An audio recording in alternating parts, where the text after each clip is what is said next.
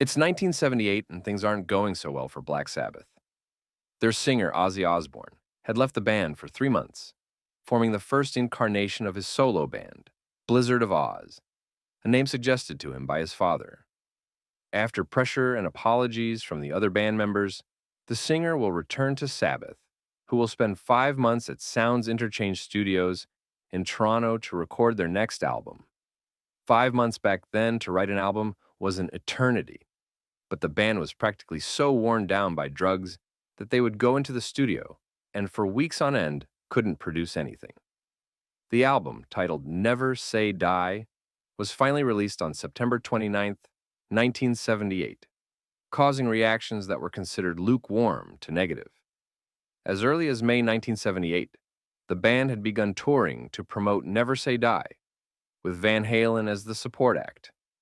Critics called Sabbath's show tired and uninspired, in stark contrast to the youthful energy of Van Halen, who were touring the world for the first time.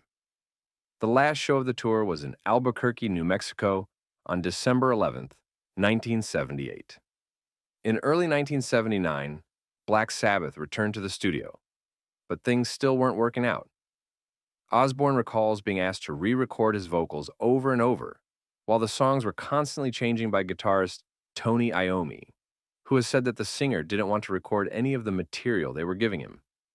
Thus, the relationship between Osbourne and Iommi reached a breaking point, and on April 27, 1979, after Iommi's insistence and with the support of bassist Geezer Butler and drummer Bill Ward, Osbourne was fired from Black Sabbath. The official reason for his dismissal was that he had problems with excessive drug and alcohol use compared to the other members. Osbourne will say that his own substance abuse at that time was neither more nor less than that of the others. For a long time, he considered his dismissal a great act of betrayal. They were his friends, with whom he went to school, and with whom he managed to escape the notorious streets of Aston and conquer the world. From then on, the events that will happen in the next 3.5 years will transform the cool, occasionally funny singer of one of the most well-known heavy rock bands in the world to the Prince of Darkness himself, the most recognizable figure in all of heavy metal.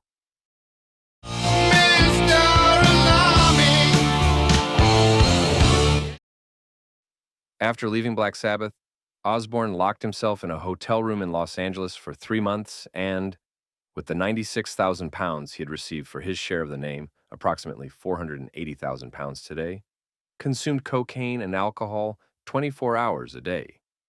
His thought was, this is my last party. After that, I'll go back to Birmingham and the Dole. However, Sabbath's manager at the time, Don Arden, signed him to his Jet Records label with the intention of getting him to record new material at some point. Because he likely understood that he couldn't trust him alone, Arden sent his daughter Sharon to Los Angeles to take care of Ozzy's needs, whatever they were, and in a way protect his investment. The truth is, in this way, he also gave his daughter something to occupy herself with, as her strong personality very often led to disagreements and conflicts between them. Arden hoped that Osbourne would return to Sabbath, and later tried to convince him to name his new band Son of Sabbath, a name that Osbourne hated. Sharon, on her part, tried to form a supergroup with Ozzy and Irish guitarist Gary Moore. When I lived in Los Angeles, Moore recalls, G-Force and I would help him audition musicians. We felt sorry for him, basically. He was always hovering around trying to get me to join, and I wasn't having any of it. In the autumn of 1979, Ozzy and Sharon were still looking for band members. One of the bassists he was auditioning was Dana Strum, who had literally been pestering him about the former guitarist of a then unknown local band called Quiet Riot. Eventually, the singer agreed to audition him, which now required convincing the guitarist himself. Strum was calling him every half hour, and finally, at 1 o'clock in the morning, the guitarist answered. The bassist told him that this was his big chance, and that he should hear him out on this. The guitarist was hesitant because he didn't particularly like Black Sabbath's music. He finally accepted to give it a go, more to get rid of Strum's nagging pressure than because he really wanted. He took his small amplifier, went over, and started playing. He didn't have to wait long, as Ozzy, who was probably drunk and high at the time, told him, "You got the job," after just 2 minutes. In fact, he told him to expect a call from him in 2 weeks. The guitarist didn't think he was going to call, but indeed, exactly 2 weeks later, Ozzy called him. They agreed that the guitarist would come down to England for rehearsals. The most important piece of the puzzle for the new band had been found. The guitarist's name, of course, was Randy Rhoads. Strum will not be hired as the bassist. Instead, Bob Daisley, an Australian who was previously a member of Rainbow, will be taking the position. Keyboardist Don Airey, formerly of Rainbow and later of Deep Purple, would also be hired. Daisley later claimed that the band had been formed by him and Osborne in England before the singer went to Los Angeles to audition guitarists. The original agreement was that it would be a real band, which would be named the Blizzard of Oz. The musicians immediately went into a rehearsal space in Monmouth, Wales, and began writing songs, a process in which Daisley, Rhoads, and Osborne all participated. They then recorded a demo of I Don't Know, Crazy Train, Goodbye to Romance, and You Looking at Me, Looking at You in Birmingham in early 1980 with former Lone Star drummer Dixie Lee. They were hoping Lee would become a permanent member, which ultimately didn't happen. After auditioning several drummers, former Uriah Heep member Lee Kerslake was hired as a permanent member. After giving Kerslake time to learn the new songs, the now complete lineup retreated to Ridge Farm Studios in late March 1980 to begin recording an album. The first song recorded for it was Goodbye to Romance, which Ozzy has stated was his way of saying goodbye to Black Sabbath, as he thought his career with them was over forever. The last track recorded was No Bone Movies, which was originally intended to be used as a B-side, but was added to the album in order to give Kerslake a songwriting credit, as all the other material had been written before he joined the band. Don Airey claimed that parts of Revelation, Mother Earth, as well as the intro to Mr. Crowley, were written by himself in the studio, although he never received a songwriting credit for these contributions. Chris Tsangarides was initially hired to produce the album, with Max Norman taking on the role of sound engineer. Osborne and the band were very unhappy with Tsangarides' production, so they fired him and replaced him with Norman, who completed the production but was never credited for it. Anyway, he would eventually become the producer on Osborne's next 2 albums. Let's say here that Ozzy's solo career started almost by accident. You see, the original plan, as we've already said, was that this was going to be a regular band called the Blizzard of Oz. That's why, as you can see in the photo, the single Crazy Train, which was released a few days before the album, features this name in large letters and Ozzy's name in smaller ones. In fact, the back cover of the single states that the track is from an upcoming album by Jet Records titled Ozzy Osbourne, Blizzard of Oz Volume 1.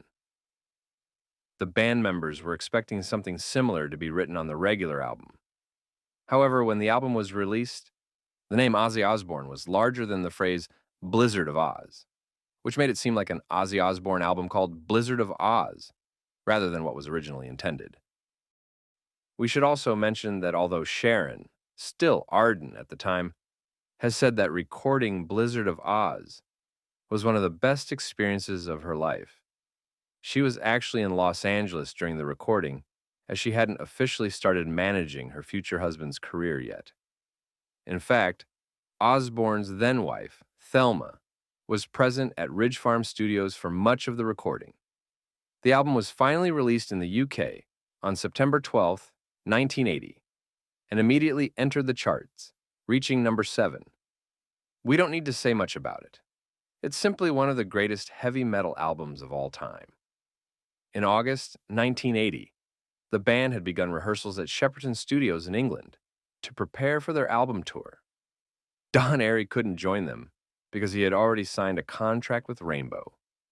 So, the band hired Lindsay Bridgewater and began the tour in front of a sold-out crowd at the Apollo in Glasgow on September 12, 1980, the day the album was released. Before the American leg of the tour began, the band re-entered Ridge Farm Studios to record the successor to Blizzard of Oz between February and March 1981.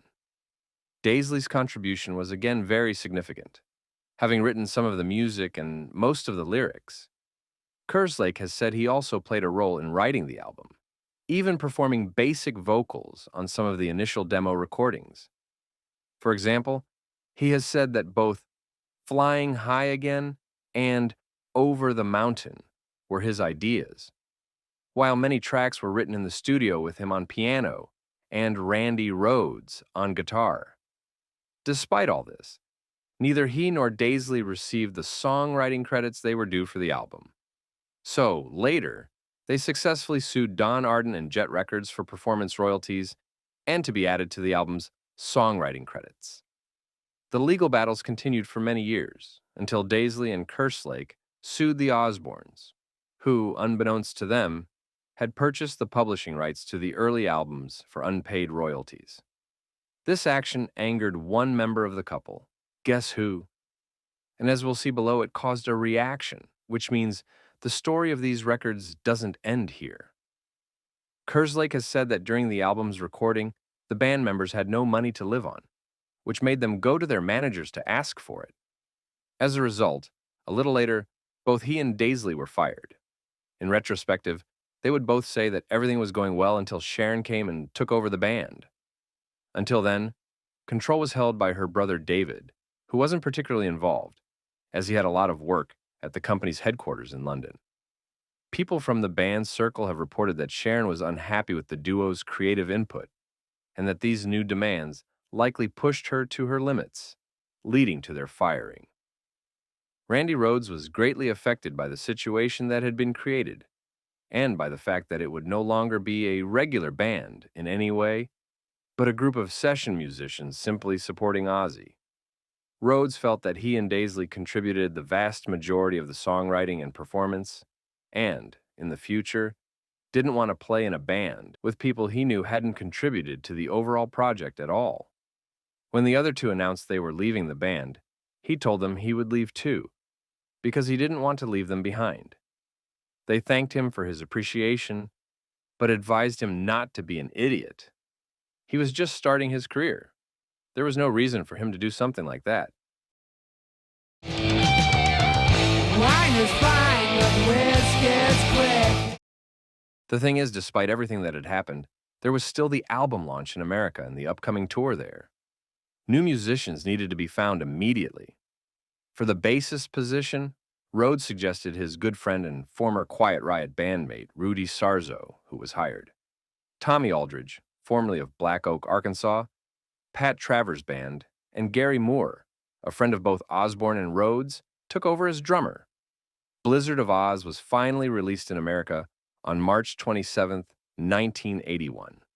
While in April, the band's new lineup began rehearsals for the American leg of the tour at the Swing Auditorium in San Bernardino, California. The tour will start on April 22nd.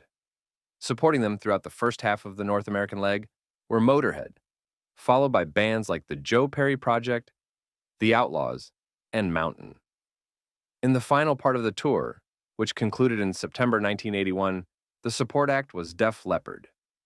It should be mentioned here that, according to Rudy Sarzo's book, Off the Rails, both album sales and tour attendance were initially rather low, with the band playing in half-empty venues and the album not selling well. What changed the course of both was an incident that occurred during a sales convention for CBS in Los Angeles. After having consumed quite a bit of brandy, as a sort of reaction to a PR woman who was constantly giving him a hard time, Ozzy pulled a dove out of his pocket and bit its neck, filling his mouth and smudging his clothes with blood. The truth is, as the singer would later admit, they had brought the bird to release it into the sky, but it died. So, to ensure the whole effort wasn't wasted, he did what he did. According to Sarzo, when the whole story became known, and photos of bloody Ozzy were published in the press, the concert attendance multiplied and album sales skyrocketed. However, according to other reports from those present, the event with the dove took place on March 27th, the day the album was released in the United States, so we have two conflicting versions of events. Anyway, regardless of how it happened, both album and tour will eventually be a huge success, making Ozzy's name known worldwide as a solo artist, and not just as the singer of Black Sabbath. As for the second album, it will finally be released worldwide this time, after the end of the tour in October 1981, and will be titled Diary of a Madman. It will be a huge commercial success from the beginning. It will do even better than his predecessor in America, and become another absolutely classic part of heavy metal history. I've heard a lot of people say that they like it even more than the first one. It's interesting to notice that Aldridge and Sarzo are mentioned in the liner notes and appear on the inside of the American vinyl and cassette versions, as well as on the CD reissues, without having played a single note on the album.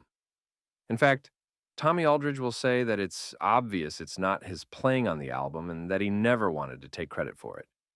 But whenever he could, he always gave Kerslake the praise he certainly deserved. If what happened during the first 2 years of Ozzy's solo band was interesting, what would happen within just a few months on his Diary tour would be so incredible, so ridiculous, and so tragic that I could make an entire video just about it. Not just the next chapter.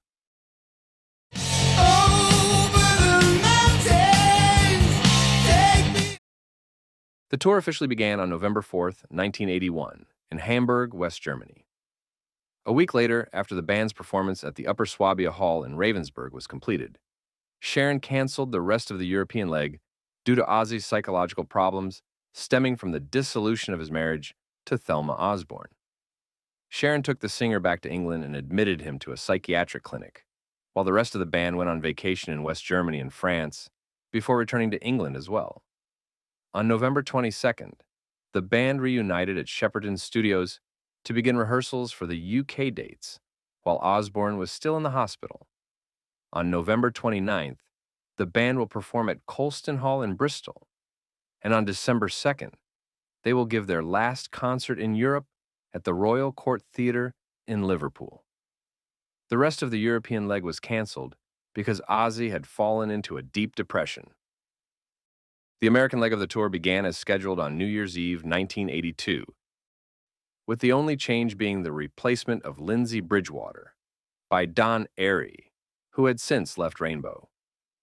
Let's mention here that the stage setup was a spectacle in itself, as it included a structure resembling a castle and a mechanical hand that rose from beneath the drum set. The audience immediately loved it, although it caused various technical problems. For example, the mechanical hand caught fire, canceling a performance, as well as difficulties for the musicians in playing their instruments.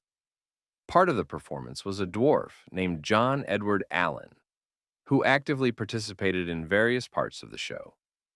For example, during Goodbye to Romance, Ozzy would execute him by having him hang from a noose. He was also a kind of personal assistant to the singer, as he brought him drinks and towels during the shows. He was nicknamed Ronnie the Dwarf. I'll leave it to you to guess the reason. The crazy events of this tour started as early as the first 20 days. On January 20th, 1982, at the Des Moines Veterans Memorial Auditorium in Iowa, a fan threw a bat onto the stage, which he had stolen from the local high school. Osborne, believing it was a toy, picked up the bat, opened its wings, bit it on one wing, and then threw it back into the crowd. Only when he felt the bones and flesh in his mouth did he realize something was wrong. He would later claim it was alive, while the guy who threw it always said it was dead. Regardless, he will be admitted to Des Moines General Hospital to receive a rabies shot and then continue the tour. On January 24th at the Rosemont Horizon in Illinois, Osborne lifted Rhodes onto his back, holding him by his right leg during Mr. Crowley. A professional photographer captured the moment, and the image was used as the cover for the live album Tribute, and remains one of the classic images in the singer's history. On January 26th, as the band was playing Over the Mountain, Ozzy collapsed mid-song and was taken off stage by roadies. while the band finished the song without him. He was rushed to the hospital and the rest of the performance was canceled. Osbourne took 2 days to rest. The whole incident was caused by the side effects of the rabies shot he had taken. In early February 1982, Osbourne's managers and record label decided to record a live album consisting entirely of Black Sabbath songs. Several factors led to this decision. One of these was that Sabbath's publishing agreement with their previous company had recently expired, and whoever of the song composers, including Osbourne, recorded them first, would benefit from the new publishing rights. Practically, it was a race to see who would release these songs first, Ozzy or Black Sabbath. However, there was another reason, which is discussed in detail in Mick Wall's book about Black Sabbath. At that time, both Don and Sharon Arden were living together with Ozzy in a mansion in Beverly Hills. Don had found an American mistress despite technically still being married to Sharon's mother, who was in England, and he even presented this woman as his companion in Los Angeles high society. This behavior angered his daughter, who decided to take revenge on her father in the only way she knew how: business. So she decided to take Ozzy from Jet Records and bring him to CBS, who had offered them a multi-million-dollar deal. But she still owed 2 albums to her father's company. So when she was pressured to agree to the live album, she thought it could settle her obligations in one fell swoop, since she decided that the album would be double. The release of a covers album was not met with particular enthusiasm by Osbourne's band. Both Randy Rhoads and Tommy Aldridge declined to participate, feeling they had a good enough reputation and that such an album would be a step back professionally. Although Sarzo didn't quite agree, he chose to stand by his bandmates. In general, the touring experience and the rock star life didn't appeal to Rhoads at all. He had other ambitions for himself. He wanted to leave the band, perfect his classical guitar skills, and go to university. Ozzy couldn't believe it. He often told him that together they could do incredible things and that eventually he could buy the university. But at every stop on the tour, he left the hotel and went to local conservatories to practice. The trio ultimately decided to inform Sharon Arden that they didn't want to do the live album. Although Sharon took the news quite well, Ozzy was livid. He reacted by going on what Sarzo described as one of the worst benders he'd ever seen, and his relationship with Rhoads never recovered from what he did during that time. It was during this period that, while drunk, he fired the entire band, including Rhoads, although he later didn't remember doing so. Even when he was sober, he often treated Rhoads on the tour bus in a way that today we would call bullying, telling him that guys like Frank Zappa and Gary Moore were willing to replace him for the live album. This behavior from the singer was the last straw, convincing Rhoads that he had to leave the band. He finally agreed to play on the live album, but only after getting a promise that he would leave the band after fulfilling his contractual obligations, which included one more studio album and the subsequent tour. Sarzo has said that Ozzy and Sharon believed they would eventually convince him to change his mind, although he himself wasn't at all sure about that. On February 19th in San Antonio, Texas, Sharon hid all of Ozzy's clothes so he couldn't go out and drink anymore. He, without a problem, put on his future wife's nightgown, went outside, got drunk, and emptied his bladder on one of the United States' most significant monuments, the Alamo. As a result, he was arrested. He was released hours before the show, only after Sharon threatened the police that if the concert didn't go ahead that night, it would cause a riot from the crowd. After Osbourne's release, the band performed at the San Antonio Convention Center Arena, while the singer became persona non grata in Texas, where he consistently received death threats from parents, religious groups, and political activists. It would be 10 years before he played in San Antonio again. On March 19th, the band was heading to Orlando, Florida, to play the Rock Super Bowl at the Tangerine Bowl the next day. A mechanical problem with their bus forced them to stop near Flying Baron Estates, an airplane hangar just outside of Leesburg.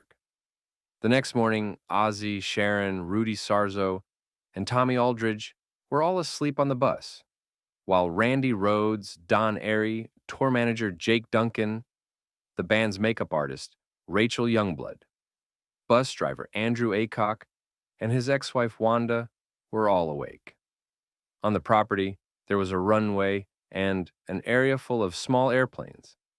Aycock, under the influence of cocaine, was telling everyone he was an experienced pilot, and to prove it, he took a Beechcraft Bonanza F-35 out of the hangar and offered to take people up in the air.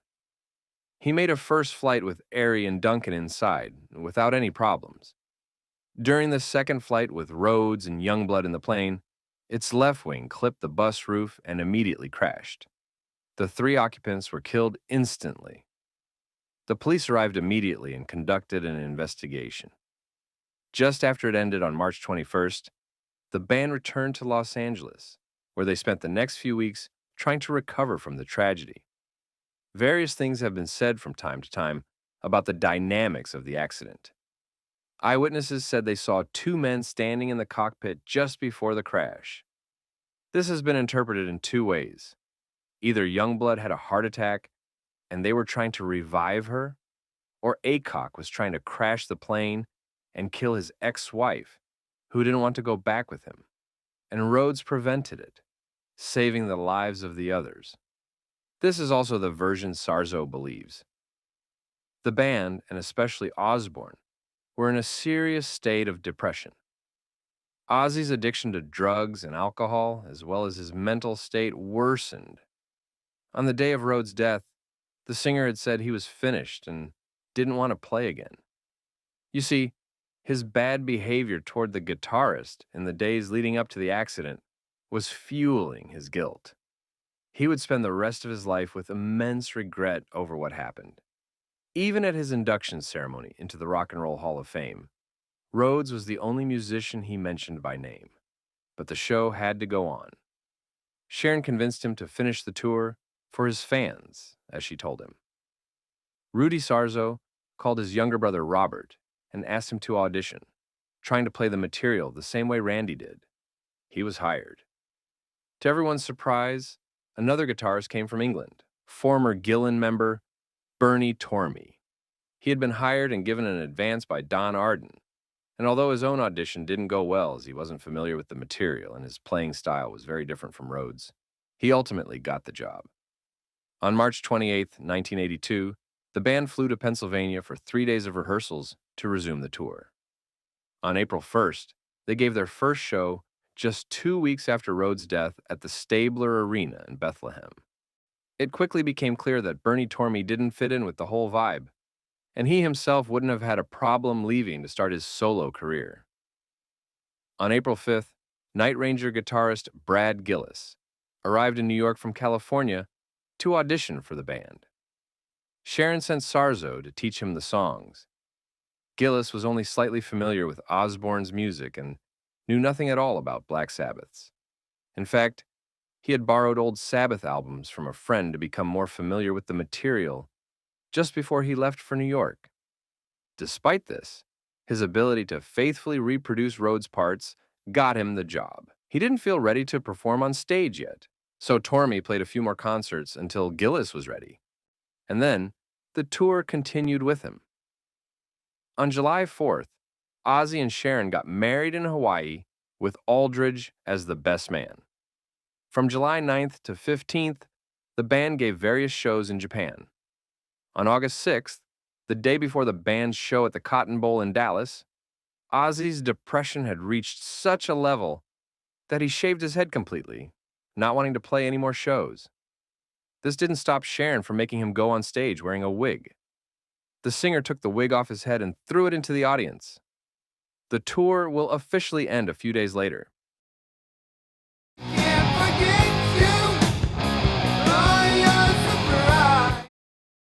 On September 19, 1982, the band and their roadies arrived in New York City to begin preparations for the live album. In the following days, Gillis, Sarzo, and Aldridge would rehearse in what Sarzo described as a small, dark studio in Midtown Manhattan, while Ozzy was nowhere to be found. At some point, Sharon came and told them, "Well, boys, don't expect to see much of Ozzy at rehearsals. He's not being very cooperative. The record label was planning to include previously recorded live versions of Iron Man, Children of the Grave, and Paranoid with Rhodes on guitar. So Sharon told the band not to rehearse those specific songs. As rehearsals continued without Ozzy, morale was very low, and the band members were resentful that they were working on an Ozzy Osbourne album, while the singer himself didn't even bother to show up. Ozzy, without having rehearsed the songs even once, finally showed up for soundcheck on the day of the first performance, which took place in the Ritz Club on September 26, 1982. He had great difficulty remembering the lyrics to many of the songs. During the performances, he placed a folding chair with a desk lamp in the center of the stage and put a notebook with handwritten lyrics on the chair. Throughout the concerts, he often stood next to this chair, singing as he read the lyrics from the notebook. The mood during the shows was casual, as the usual spectacle of Osbourne's live performances was scaled back and band members dressed down, not wearing their usual stage clothes. The record plant's mobile studio was parked in an alley behind the Ritz to capture the performances on tape. The shows went quite well, and when it was time to play Iron Man, Children of the Grave, and Paranoid, the band completely let loose and put less effort into playing tightly, as they knew from management that these songs wouldn't be included on the album. But Sharon was determined not to give her father anything with Randy on guitar. So, the song versions with Rhodes were kept for tribute, and the ones that made it onto the album were the ones the band recorded. When Sarzo heard the final mixes of these tracks, he was shocked at how sloppy his playing was, and very angry that this playing would be captured on the final product.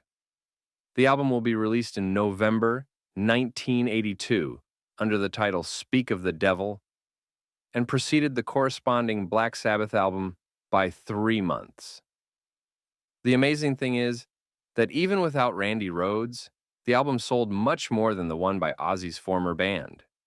The gatefold photo includes Ronnie the Dwarf, who at that point had become a good friend and drinking companion of Ozzy, and would also participate in the upcoming tour. It's a record that fans love very much, even though Ozzy has repeatedly renounced it, saying it was just a contractual obligation. When the band returned to Los Angeles without Ozzy, Sarzo immediately announced his departure, which led to a long and bitter feud that culminated when the singer tried to beat him up backstage at the US Festival in 1983. Anyway, over time, the two reconciled, and the bassist was present at the Back to the Beginning concert in July 2025. Many years after the album's release, producer Max Norman stated that due to the limited budget, he had Osbourne and the band play an entire extra show without an audience at noon on either September 26th or 27th as a backup plan in case something went wrong with the regular concert. According to the producer, the final album features 3 songs from this empty concert, with the sound of the audience added in post-production. Norman never revealed which 3 songs they are, but he said that if you have nothing to do and spend a couple of days listening to the album with headphones, you'll understand which ones we're talking about. On the Speak of the Devil tour, Sarzo was replaced by Pete Way, formerly of UFO. Lindsey Bridgewater returned on keyboards. And after 7 shows in Europe, Brad Gillis also left to reform Night Ranger.